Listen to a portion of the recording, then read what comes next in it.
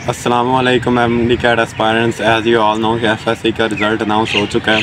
तो बहुत सारे बच्चे मुझसे पूछ रहे थे एफएससी रिज़ल्ट के बारे में कि भाई इतना एक स्कोर है, इतना एक एफएससी में हो गया है, एमडी कैट में कितना एक लेना चाहिए, इम्प्रूवमेंट कैसे करना है। तो ये वाली वीडियो मैं डिटेल्ड बनाने लगा हूँ। सबसे पहले हम लोग बात करेंगे सेफ़ जोन की कि एफएससी में अगर आपके इतने नंबर हैं तो आपको एमडी कैट में कितने लेने चाहिए और एमडी कैट के लिए सेफ़ जोन कौन सा है। सबसे पहली बात ये, और उसके बाद दूसरी बात ये है कि अगर फ़र्ज़ कर लें अगर आपके एफएससी में नंबर कम आ गए इस दफ़ा और आपने एमडी कैट देना है तो उसके लिए क्या स्ट्रेटजी है और कितने नंबर कैसे इंप्रूव कैसे करना है एफएससी को, ये वाली सारी बातें हम लोग डिस्कस करेंगे इस वीडियो में।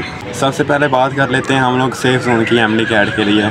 सेफ़ जोन को डिस्कस करने से पहले मैं आपको एक बात बता दूं, मैंने सपोज़ किया है कि आप लोगों के मैट्रिक में मार्क्स बहुत अच्छे हैं। सबसे पहले ये हमने सपोज़ कर लिया कि आपके मैट्रिक में मार्क्स अच्छे हैं। उसके बाद अगर फ़र्ज़ करें आपके 1200 में से 1100 नंबर है ना, इससे अबव नंबर हैं, तो ये सेफ़ जोन है, बहुत अच्छा जोन है, आपके मार्क्स बहुत अच्छे हैं। इसके लिए आपको एमडी कैट में मार्क्स कितने लेने होंगे, आपको 174 प्लस मार्क्स लेने होंगे आपको इतने के लिए अगर आपने एडमिशन सिक्योर करना है किसी भी मेडिकल कॉलेज में। और उसके बाद वो स्टूडेंट जिनके 1050 से ऊपर है ना नंबर, उन्हें अगर एमडी कैट में मार्क्स अपना एडमिशन सिक्योर करना है तो उन्हें एमडी कैट में मार्क्स लेने होंगे 178 प्लस।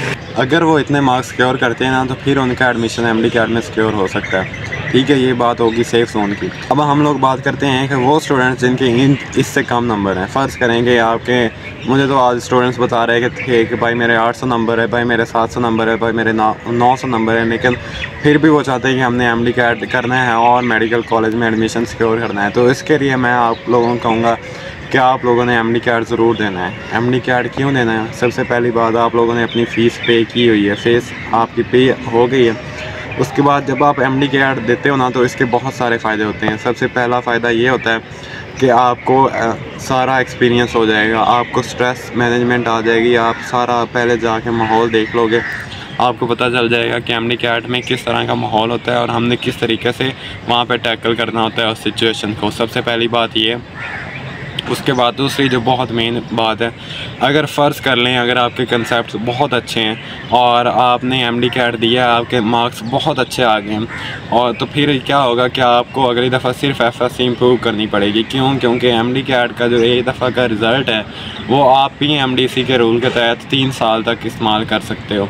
तो आपने कोशिश करनी, चाहे आपके नंबर कम भी है ना एफएससी में, तो आपने कोशिश करनी है कि आपके एफएससी आपने इस दफ़ा एमडी कैट देना है और एमडी कैट में आप लोगों ने मैक्सिमम जितना आप सिक्योर कर सकते हो ना मार्क्स, आपने ऐसे करना है कि मैंने बस एमडी कैट अगली दफ़ा देना ही नहीं है, मैंने इसी दफ़ा देना है और अगली दफ़ा सिर्फ एफएससी करनी है।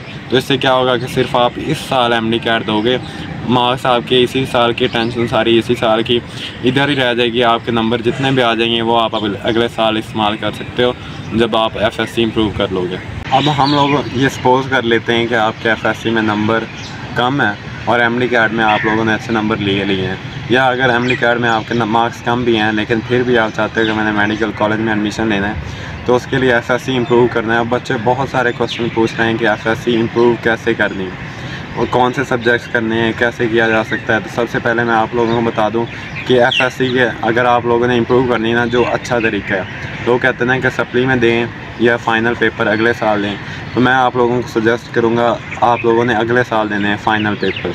सबसे पहली बात ये। दूसरे नंबर पे वो पूछते हैं भाई क्या एक साल रिपीट करना है सिर्फ, या दूसरा साल, या दोनों साल एक साथ रिपीट करना है। तो उनके लिए यही बात है, अब एक नया रूल है ना, मतलब आप एक पार्ट भी रिपीट कर सकते हो, एक पार्ट, फर्स्ट पार्ट भी, सेकंड पार्ट भी, कोई भी, और एक सिंगल सब्जेक्ट भी रिपीट किया जा सकता है। फ़र्ज़ करो कि अगर आप चाहते हो कि मेरे बायो में नंबर कम है, तो उसके लिए पहले क्या होता था कि आपको फ़र्स्ट पार्ट और सेकंड पार्ट दोनों के सब्जेक्ट्स इंप्रूव करने पड़ते थे, लेकिन अब क्या है, आपको सिर्फ एक पार्ट, आप फर्स्ट पार्ट इंप्रूव कर सकते हो या सेकंड पार्ट, जिसमें भी आपके नंबर कम है वो आप लोग इंप्रूव कर सकते हो, सिंगल पार्ट भी। एक और बात जो मैंने नोटिस की है, मैंने इतने ज़्यादा स्टूडेंट से पूछा है, इतने ज़्यादा स्टूडेंट्स जिन्होंने इंप्रूव किया है इस साल, एफएससी को इंप्रूव किया है, हर एक बच्चे ने यही कहा है भाई मेरे इतने ज़्यादा मार्क्स इंप्रूव ही नहीं हुए। जितने भी इम्प्रूवर्स थे ना, किसी ने ये नहीं कहा कि मेरे बहुत ज़्यादा मार्क्स इंक्रीज़ हुए हैं। सब यही कहते हैं कि मेरे इतने ज़्यादा इंप्रूव ही नहीं हुए हैं। कुछ बच्चों ने तो ऐसे भी कहा है कि भाई बिल्कुल सेम नंबर पिछले साल वाले उठा के लगा दिए हैं। इतना इट्स नॉट पॉसिबल है कि आप पूरा साल एमडी कैड भी करो और उसके बाद एफएससी करो। एफएससी के साथ अगर आप एमडी कैड करते हो ना, तो आपके जो कंसेप्ट हैं वो बहुत ज़्यादा हो जाते हैं। तो इट्स नॉट पॉसिबल। मैं हरगिज़ नहीं मानता कि एक बच्चा एक एफएससी को इम्प्रूव करता है और उसके नंबर इम्प्रूव ही नहीं होते। माइनर सा चेंज आता है। इतना सारा इतने मुझे डिसअपॉइंटमेंट हुई है और हर एक स्टूडेंट ने यही कहा है। तो अब इसका सलूशन क्या है? इसका सलूशन एक ये होता है ना, सप्ली का एग्ज़ाम दिया जा सकता है। मैं किसी को सजेस्ट नहीं करूँगा कि वो दें। उसके बाद दूसरा एक ऑप्शन होता है रीचेकिंग का, तो मैं किसी को नहीं कहूँगा कि वो रीचेकिंग करवाएं। उसके बाद जो एक ऑप्शन जो मुझे भी अच्छा लगता है, कंप्लेंट की जा सकती है। अगर कोई सुनता है ना यहाँ पे, तो कंप्लेंट की जा सकती है। वैसे अपनी तरफ से अपना फ़र्ज़ पूरा कर दें, लेकिन ये भी इतना कोई सलूशन नहीं है। लेकिन मैं आप लोगों से अपना एक्सपीरियंस और अपना एनालिसिस शो कर रहा हूँ कि किसी ने ये नहीं कहा कि मेरे मार्क्स बहुत ज़्यादा अच्छे आए हैं। Thanks for watching this video. अल्लाह हाफ़िज़। टेंशन नहीं लेनी। वो स्टूडेंट्स जिनके सेफ जोन से थोड़े से कम नंबर हैं, उनका भी एडमिशन हो जाएगा। अगर वो बहुत ज़्यादा मेहनत करते हैं, अगले साल हो जाएगा इंशाल्लाह। Thanks for watching. अल्लाह हाफ़िज़।